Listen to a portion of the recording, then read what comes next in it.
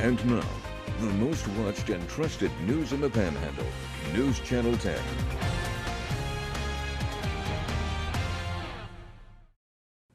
The Federal Reserve has cut short-term interest rates to zero ahead of tomorrow's stock market opening. This comes as coronavirus continues to spread rapidly in the U.S. with more than 3,200 confirmed cases and 62 deaths. Health experts are warning those numbers will go up, but are calling on Americans to keep their distance from each other in order to make sure the numbers don't spike. Nicole Killian has more details from the White House. The Federal Reserve announced it is slashing interest rates to zero and will buy at least $700 billion in government bonds in response to the coronavirus pandemic. Makes me very happy, and I want to congratulate the Federal Reserve. Dow futures still fell even after the Fed's announcement, signaling it could be another chaotic week on Wall Street. But President Trump tried to downplay the panic. It's a very contagious virus. It's incredible, but it's something that we have tremendous control of. The CDC is now recommending there be no gatherings of more than 50 people across the country for the next 8 weeks. On a day-by-day basis, we look at this and literally we will do everything that we can to make sure we safeguard the health and the well-being of the American people. And that means everything and anything we'll consider. This comes as several states have announced bars and restaurants will be shut down. The president's coronavirus task force was asked if that could be broadened nationally. We will have updated guidelines tomorrow morning for you that are being vetted now with CDC and all of our top healthcare experts. The president asked grocery store executives to ensure that store shelves remain stocked. Nicole Killian, CBS News, the White House. The rain has been nice. I hope you guys have been enjoying it. I've been enjoying it. We've been getting some thunder and lightning. That's always fun. Let's take a look right here at the rain that we have gotten today. Much like I was kind of saying last night, this wasn't going to be a big rain event. More of your scattered in nature, and sure enough, that is pretty scattered. But if we look at the last 48 hours of rain, that's not too bad at all. I would say at least 2/3, 3/4 of the area getting some beneficial rain. Really, all we need to do is keep the rain coming, keep the grounds moist so we don't have to deal with fire danger. The reason I bring that up is because we may deal with fire danger as we move into the latter part of the week. So if we kind of look at the satellite radar right now, we've had waves of showers and embedded thunderstorms moving from the southwest to the northeast. That's leaving the area.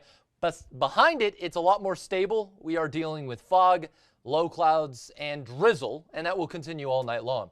And it's also just been chilly all day. We've been in the 30s. Now, if you're not a fan of this is kind of almost like the last gasp of winter. Good news is we're almost in spring, and we have a really nice day on Monday. More rain chance as well. Now I'll send it back to news. United Supermarkets announced they will be changing their hours in response to the COVID-19 outbreak. Effective immediately, they will no longer have stores open 24 hours. All stores will close at 11 p.m.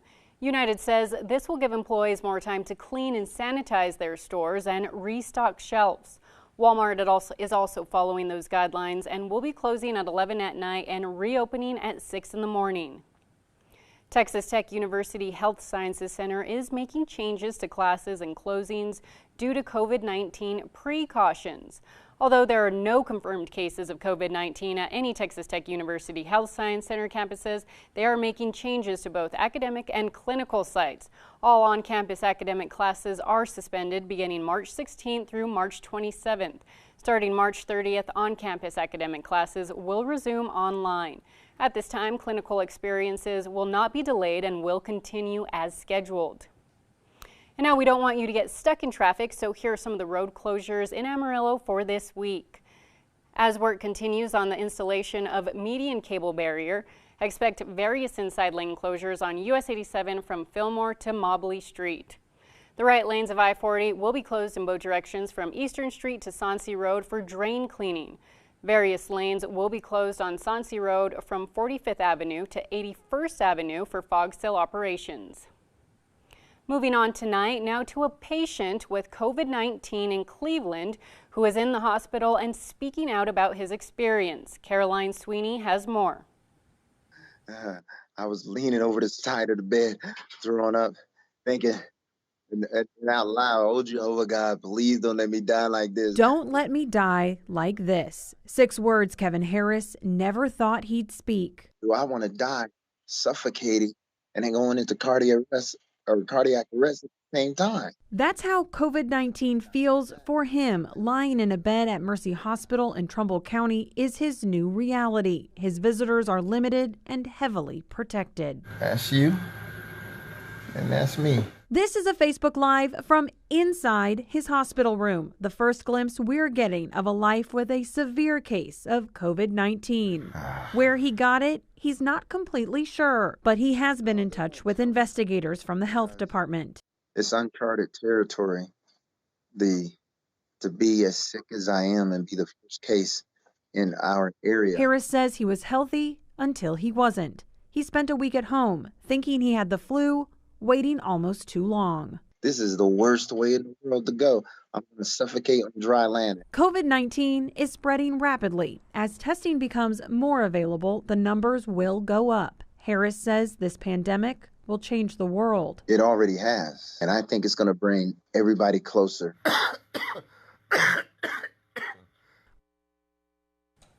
The race to get home was in full swing today for Americans abroad, while millions of students at home were facing a Monday without school. Details coming up on the weekend edition. Talk about a nice Monday forecast and some rain chances coming back. Tell you about that coming up after the break.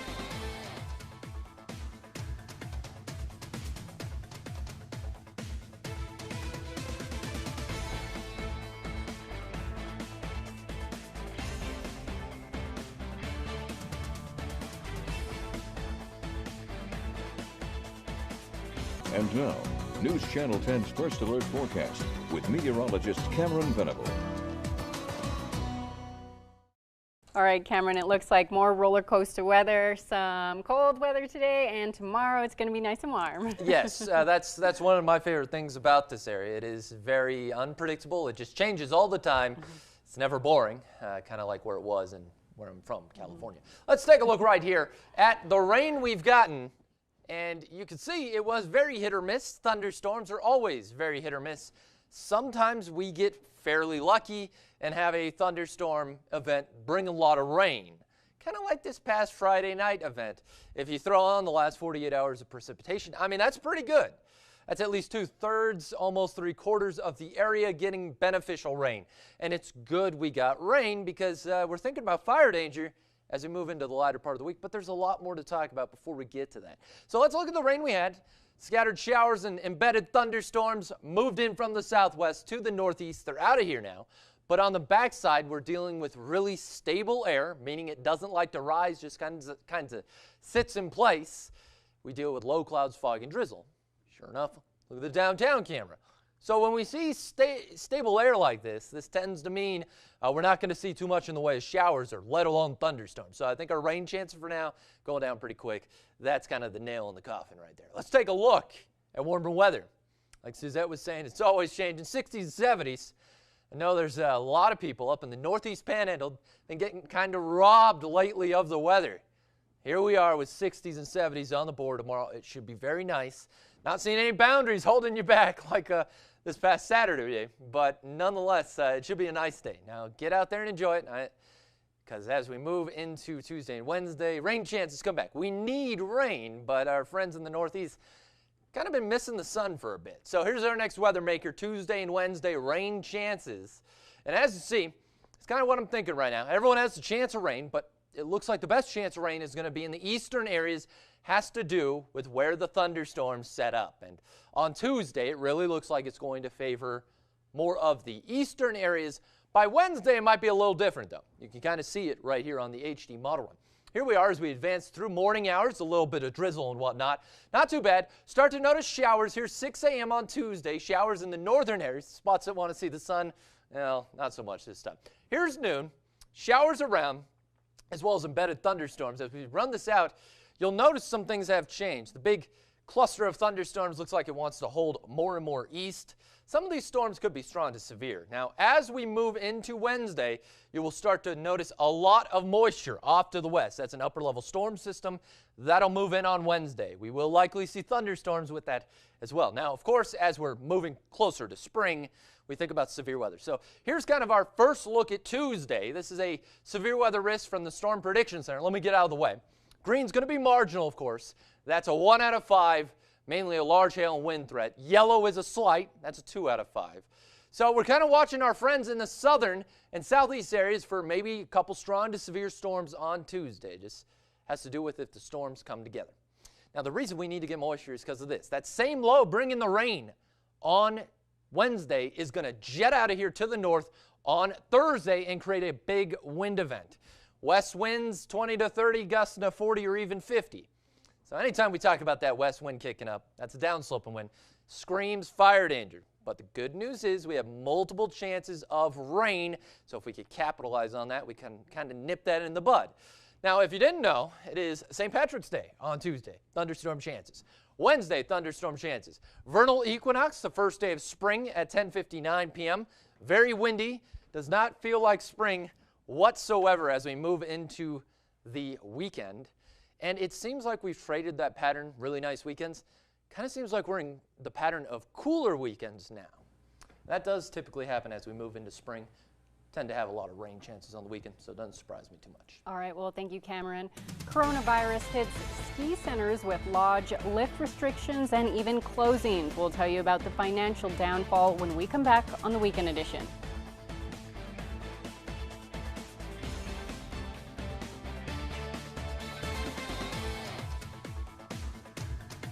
You're watching the most watched and trusted news in the Panhandle, News Channel 10.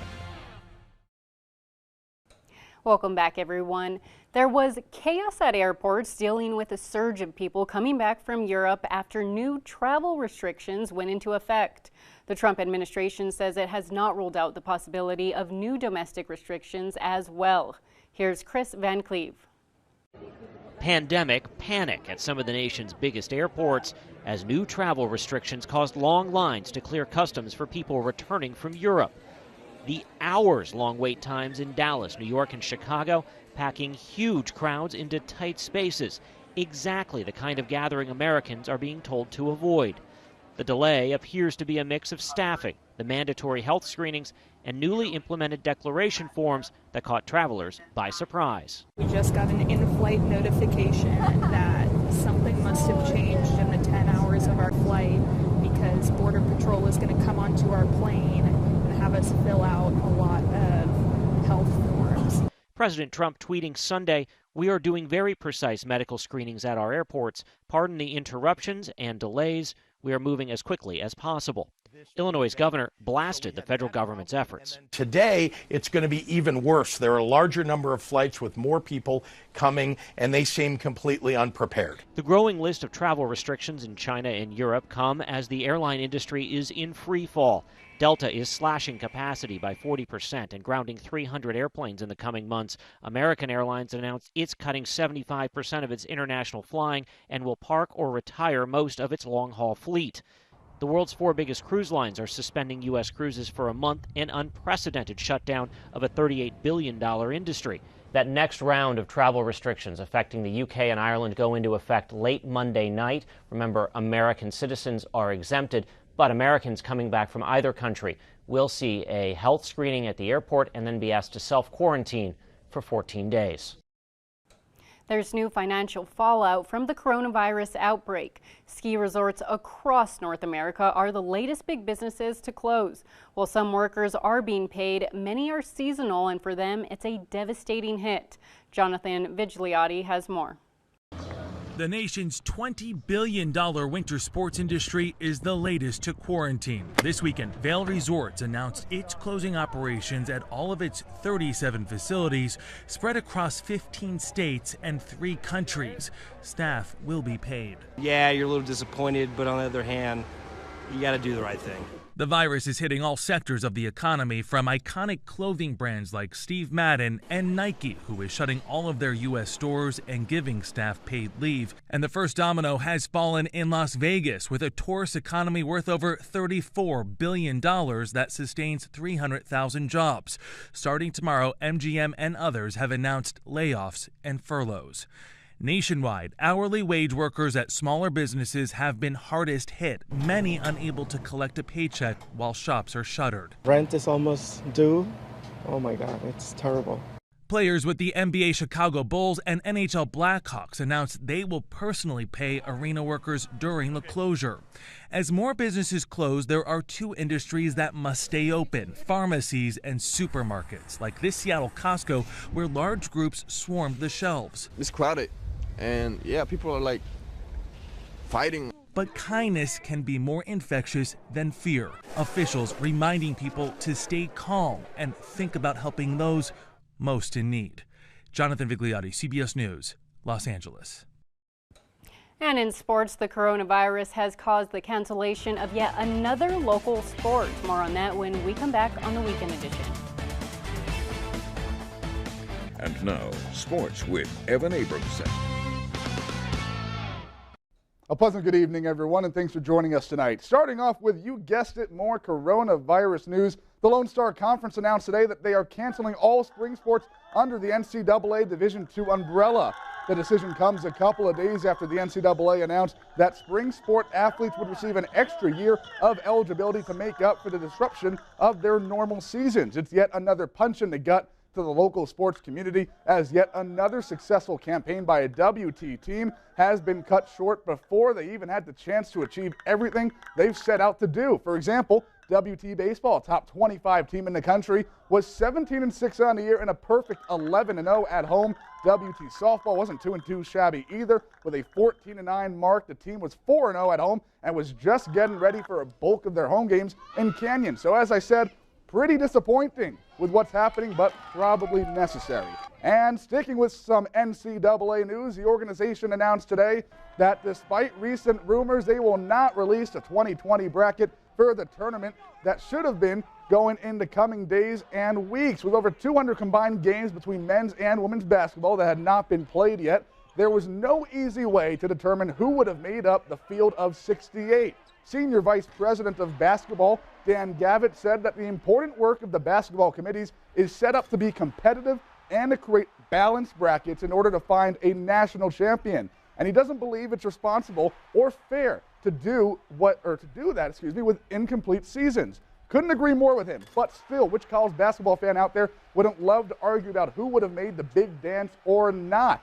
And now switching over to the NFL, league players voted today to approve a new collective bargaining agreement with the league's owners, ensuring NFL labor peace through at least 2030. The new agreement clears the way for a 17-game regular season as early as 2021. Cheer, you football fans. The vote to approve was a close one, ending at 1,019 to 959. NFL Commissioner Roger Goodell issued a statement saying he and the owners were pleased that the players have voted to ratify the proposed CBA. It will provide substantial benefits to all current and retired players, increase jobs, ensure continued progress on player safety, and gives fans what Goodell described as more and better football. The new CBA also will expand the playoffs field from 12 teams to 14 as soon as the 2020 season, as well as including higher minimum salaries, expanding rosters, and practice squad sizes, as well changing the league drug and discipline policies, all of which will go into effect this next year.